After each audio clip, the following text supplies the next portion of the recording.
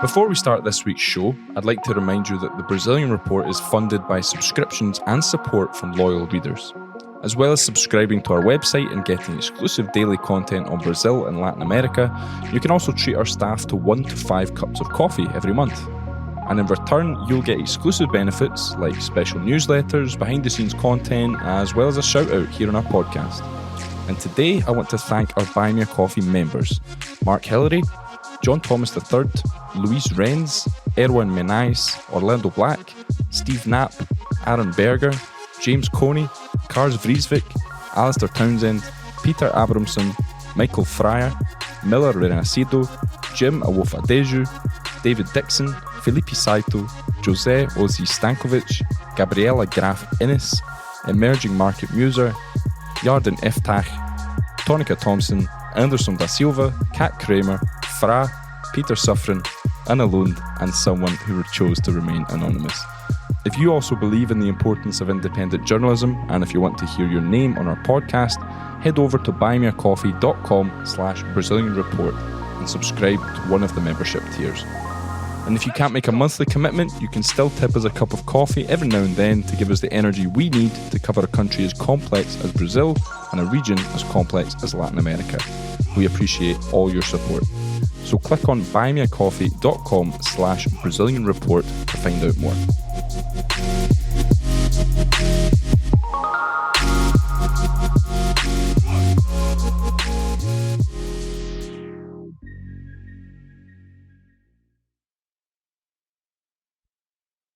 In a couple of weeks, Brazilian President Luiz Inácio Lula da Silva will have served 100 days of his third term as head of state. But despite some big promises, not too much has changed in Brazil. And this isn't all down to the government. Plans for a fast-moving honeymoon period were railroaded by the January 8th riots in Brasília, by the Yanomami health crisis, and by a healthy dollop of infighting in Brazil's Congress. On February the 1st, all attention turned to the elections for House Speaker and Senate President. The ideological makeup of Congress meant that an out-and-out opponent leading either of the chambers could have spelled disaster for the Lula government. But disaster was averted, as both Arthur Lira and Rodrigo Pacheco were re-elected. But then it took an extra 6 weeks for the lower house of Congress to set up its standing committees, meaning that by day 75 of Lula's first 100 days, not a single bit of legislation could be passed. And now, another deadlock in Brazil's legislative branch. My name's Ewan Marshall, Deputy Editor of the Brazilian Report, and this is Explaining Brazil.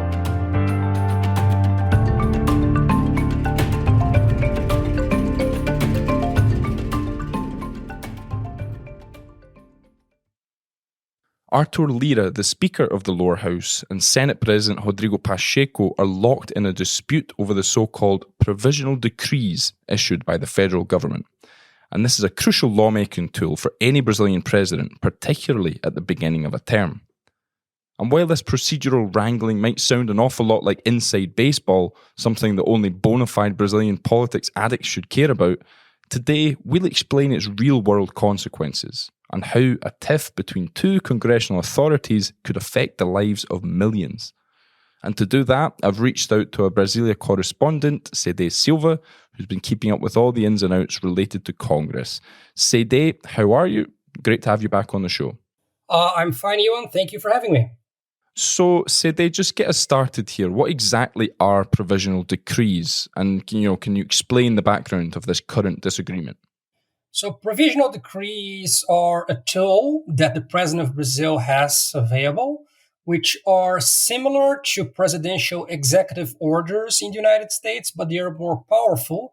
A provisional decree essentially is a law that enters into effect immediately before Congress gets a say, but this law is only valid for up to 4 months, up to 120 days. So sometimes when the president has an urgent measure that he wants to take and he needs a law to approve it, but he doesn't want Congress to discuss it first, what he'll do, the president signs a provisional measure, it enters into effect immediately, and then Congress has an opportunity to either strike down this measure, or if Congress takes no action, in 4 months, then the law is not valid anymore.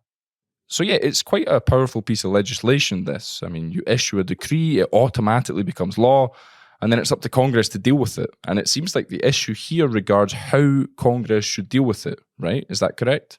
Precisely. As you can see, provisional measures are a very important tool available to the president, and they can use the provisional measure for several things, including, for example, enacting the law that readjusts the minimum wage, and also do some important measures in relation to taxes or to the organization of the government. And this is why, being a tool that is very important for the president, you have now a disagreement by House Speaker Arthur Lira, who is very ambitious and very, very power hungry, and he wants to place a larger check on this measure available to the president, and in that way, increasing the power of Congress and decreasing the power of the president. So originally, these decrees would go through what's called a joint committee, which has some people from the House, some people from the Senate, and then they'd analyze each one of these decrees from the government before anyone else. So now this all changed during the COVID pandemic because they had so many decrees, they needed a faster way of doing things, so they started sending them straight to the lower house. But now that the pandemic has subsided in Brazil, it's time to go back to the usual arrangement. But Arthur Lira, the House Speaker, he doesn't want to, does he? And why would he be against it? And, his opponents are saying that he's violating the Constitution. So, what's going on with Arthur Lira? Okay, so the Constitution clearly states that the provisional decrees, they will be discussed first by the joint committees, as you said, which is a committee which contains both House members and senators. And after the committee discusses the provisional decree, then it goes to a vote in the Congress floor, which means by all the lawmakers. So during the start of the pandemic, Congress enacted a rule. They changed this rule, and the provisional measures were now able to bypass the joint committees, and they were voted immediately on the floor. This is very important for Arthur Lira because he advanced a lot of his power in the House by holding power over what gets discussed in the House floor and what does not. And during the second half of the Bolsonaro administration, which is the first term of Arthur Lira as House Speaker, he used this power extensively to pay favors to the Bolsonaro administration. For example, there was a tax reform proposal that was not discussed in a committee, but Arthur Lira placed it to a floor vote, and it was voted on the floor, and it was approved. It died in the Senate, but nonetheless, Lira did his part by placing this tax reform proposal to a House floor. Arthur Lira did the same in February 22 with a bill to legalize casinos and gambling in Brazil. This bill was not discussed in a committee, but Arthur Lira, being the speaker, he had the power to place it to a House floor vote, and he used this power. So he wants to use his power as the person who decides on the agenda of the House floor as most as he can in order to offer favors and in order to pose difficulties for the government. And he wants to do the same now with the joint committees. If the joint committees are back and they're back as they were, this means that the joint committees get a first say on the rhythm of the discussion, on the pace of the discussion of the provisional measure. Arthur Lira, if he had his way, he liked when this was bypassed and the provisional measure was discussed only and exclusively on the House floor, because that's the power he has. He has the power completely and absolutely about the House floor. And it's interesting because this disagreement is being portrayed as a fight between the House Speaker, Arthur Lira, and the Senate President, Rodrigo Pacheco. And I think, we need to kind of pause for a sec and try to understand this fight between the House and the Senate. Because, we're not in this clear-cut position in Brazil where we have an obvious opposing forces in charge of each chamber of Congress. It's not like, the House is in control of the left and the right is in control of the Senate. In fact, Pacheco and Lira have often been on the same side in recent years. So, what's going on here? Why are they fighting, or are they fighting? Okay, a lot of the press, a lot of the Brazilian press buys this framing of Pacheco versus Lira. I personally do not. I do not see this as a battle between Pacheco and Lira. I see this as a battle between Lira and the Constitution, because the Constitution clearly states that there must be joint committees for the provisional measures. So it's not up to Pacheco. Pacheco is not trying to gain any power. Pacheco is merely trying to reinstate the status quo and the Constitution and the rules that were set in before the pandemic, before him and Lira became Senate President and House Speaker, respectively. Pacheco just wants the status quo back. Lira is the quote-unquote the political aggressor here. He's the one who wants to change the status quo.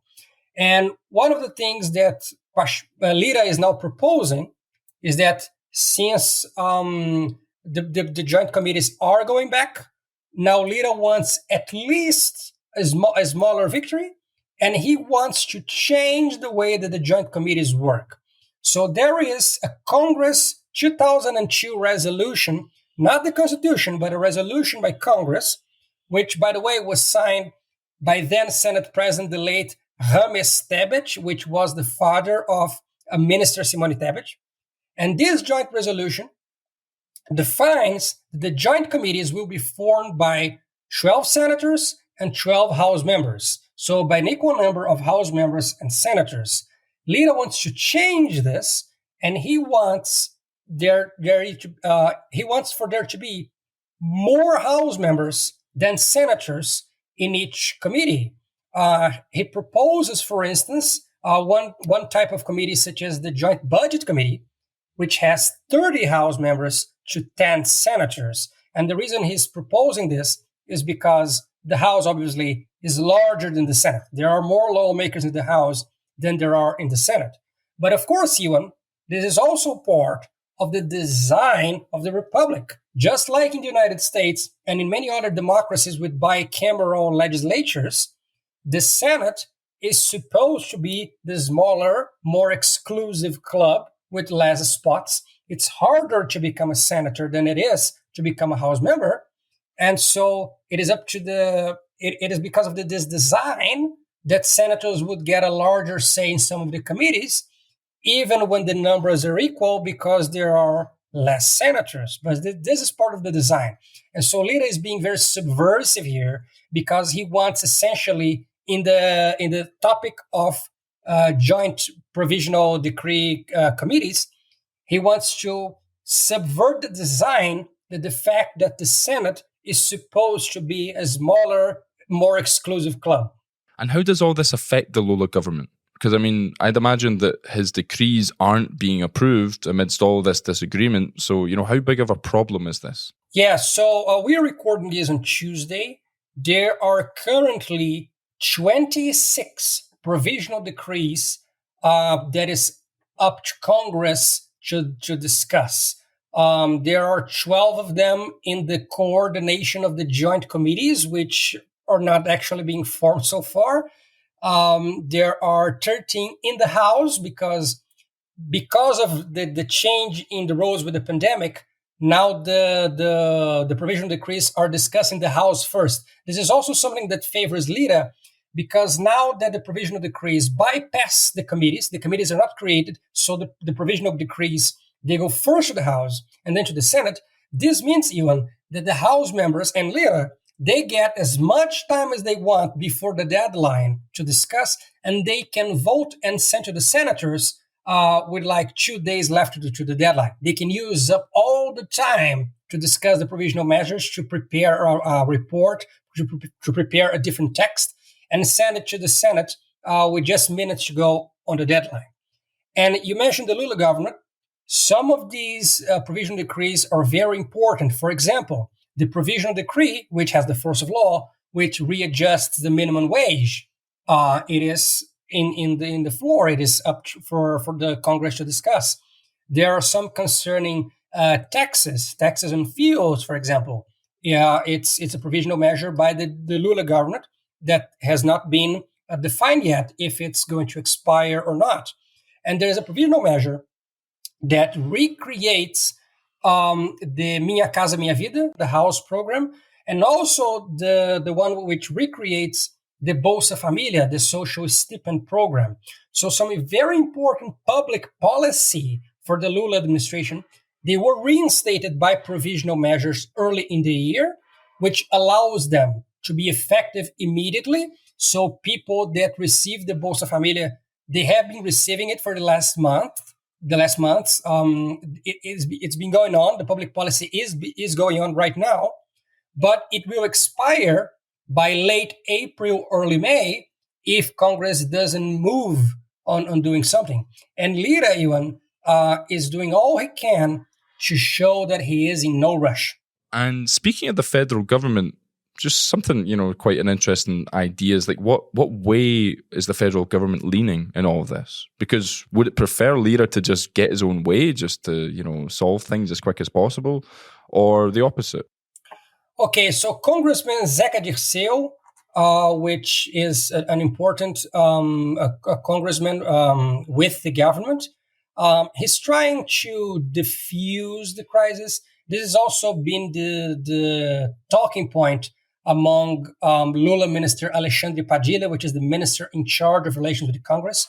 So the people close to Lula publicly, what they're saying in press conferences is that Lira and Pacheco will come to an understanding and that the government is still doing its policy and that everything that the government wanted so far to, that was really a priority, has already been approved, has already been voted by Congress, or is still on the deadline. So officially, the Lula administration, the talking point they want to sell is that everything is okay and everything's all right and keep calm and a resolution will come. And so, as you mentioned earlier, it appears that Artur Lira might be, backing down just a little bit, saying, fine, we can have the joint committees, but the lower house has to have more members. Is this a kind of like a chink in the House Speaker's armor? Is he as all-powerful as he's being made out to be? Yeah, Lira is essentially playing a dangerous game. He's playing a game of chicken. In international relations scholars, but Americans might be more familiar with the game of chicken. The game of chicken basically is there's you and another person. So you and me, we're driving cars and we're driving cars across from each other. And then we put the pedal to the metal and we race and we see who is the first to drive off the road. So if you're the first to drive off the road, you lose because you are the chicken. You were afraid that we were going to crash. And Lira is trying to tell everyone that he's got his hands on the wheel, he's pushing his feet pedal to the metal, and he's not backing down. That he will not be the first one to blink. He will not be the first to be afraid to crash the car with the government. And crashing, what would crashing be in this situation?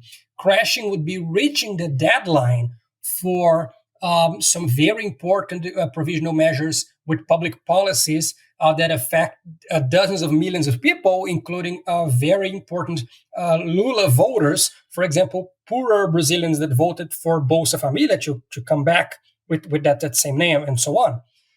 So Lira is trying to show that he's not backing down. But as you said, this measure where he proposed now on Monday that he will accept the return of the joint committees if the House has a larger representation. It's essentially he's trying to reach something that is good for him before the disaster that would be reaching the deadline of these provisional measures. And we mean a real disaster. This is not an overstatement. Because it would affect millions of people that are dependent on public policy. And since Lula's election win, we've talked a lot about the heads of Brazil's Congress, particularly Artur Lira. So what does it say about Brazilian democracy that a significant amount of power is vested in someone who, if you look at it, was originally elected with less than 250,000 votes in comparison to President Lula and the more than 60 million votes that elected him? I understand the argument, but I think this is actually part of a three-branch separation, just like it is in the United States and several other advanced democracies.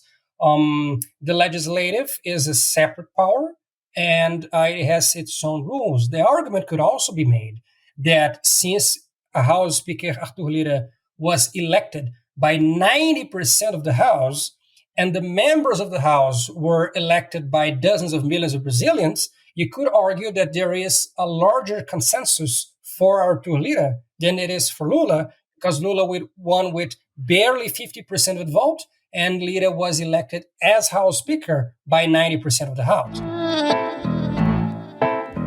Or you could make the same argument that in the Supreme Court, you've got 11 people which are not directly elected by anyone, and they hold immense power. But I believe that is just part of the separation of three powers, and it's part of democracy having this permanent debate about the role and the size of each of these three branches. Yeah, Cedê, you're right. That sounds like a discussion that we should have another day. Thanks, Cedê. That was excellent. Great to have you on the show, and hope to speak to you again soon. Thank you, Ewan. See you next time. If you like Explaining Brazil, please give us a 5-star rating wherever you get your podcasts. It takes only a second, and it'll help us reach a wider audience. Or, better yet, sign up for the Brazilian Report, the journalistic engine behind this podcast. We have a subscription-based business model, and your memberships fuel our journalism and keep us going and growing. Thanks to our subscribers, we've been able to cover Brazil and Latin America extensively, and for our work, we have won and been shortlisted for multiple international journalism awards. More recently, our expose about the rise of hunger in Brazil was selected by the True Story Award as one of the world's 94 best stories of 2022. And in order to keep doing that work, we need your support. So go to Brazilian.report/subscribe. I'm Ewan Marshall, thanks for listening, and Explaining Brazil will be back next week.